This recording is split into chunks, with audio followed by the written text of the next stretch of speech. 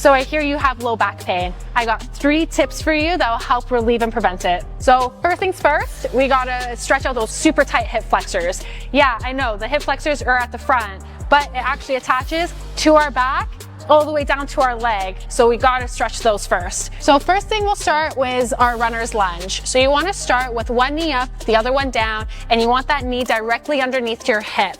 Then you want to tuck your pelvis just slightly inwards so that way we get that stretch. If we don't feel it, then I would say to bring your knee back just a little bit, reposition the hips, retuck, and then let your hips sink straight down to the floor. We want to avoid a forward lean pressure. All right, so now that we've stretched out those hip flexors, now we got to activate what's behind it, and those are our glutes. Next is our side plank clamshells. So we're gonna start off with a band just above our knees. Make sure that your knees are lined up with your hips and that your hip is lined up with your elbow and your feet are together behind us. Then we're going to lift our hips up off the floor. As we're doing that, maintain that position, we then want to open up the top knee, keep your feet together, and make sure that top hip is facing forward the whole time.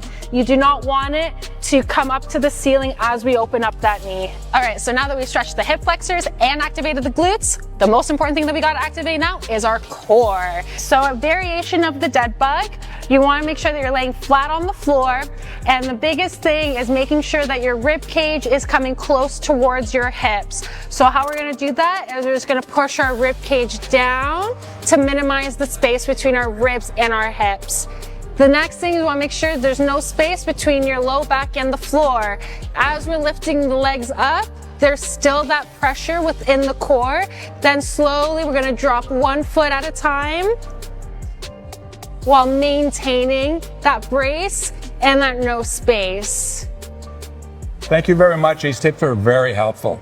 Great, I'm glad that they did help, but there's endless amounts of exercise that we can do. So keep following SkyFitness for some more tips.